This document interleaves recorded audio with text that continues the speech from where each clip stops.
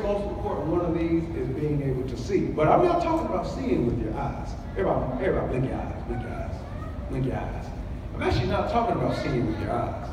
I'm talking about seeing with your heart and seeing with your mind.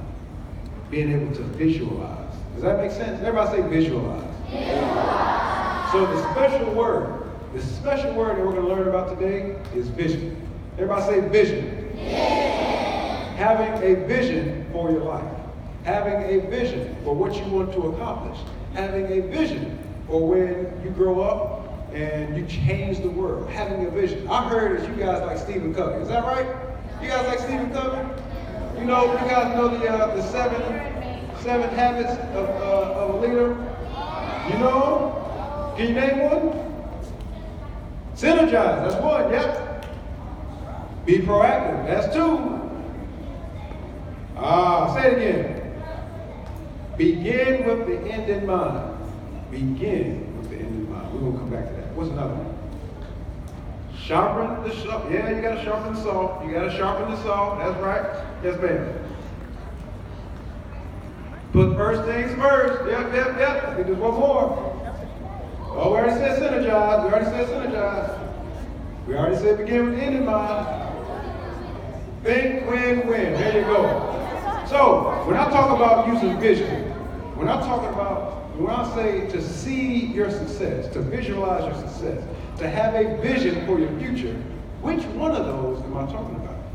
Does anybody know? Oh, I heard it. Begin with the end in mind. Beginning with the end in mind. So, when we say begin with the end in mind, that means when you look at the end, you have to visualize. You have to have a vision for it. Does that make sense? That makes sense? Now, sometimes a vision requires multiple things, right? Sometimes vision requires hard work. Sometimes it requires dedication. Sometimes it requires teamwork. Everybody say teamwork. Teamwork. All right? So we're gonna kind of split this into 4 sections. All right? We're gonna split this into 4 sections. This line right here with my lovely lady in the pink sweater, you guys, all of you, scoot up just a little bit. Scoot up. Just a little bit. Scoot up, come on, a little bit more. All right, you guys back there. You kind of scoot back. Yeah. All right, it's right here. You guys, you scoot back some. You scoot back some. And you guys, you scoot up some. Perfect. So, we're going to talk about teamwork. I'm going to play a little something for you real quick. In each one of these sections, we got section number 1. Section number 1, let me hear you. This is section number 1. What's up? Let me hear you, section 1. Okay, section 1's okay. Okay, section 1. Uh-oh. Section number 2, what you got, boy?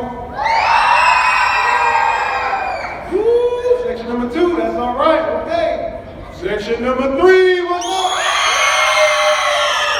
There you go. And last but not least, the heavy hitters of 5th grade. Section number 4. All right. So, section number 1, you're going to be blue. All right? What color are you? Perfect. Section number 2, you're going to be black. What color are you? All right. Section number 2 ain't playing with you. Section number 2. Section number 3, you are going to be gray. What color are you? All right. Section number 4, guess what you're going to be? What you going to be?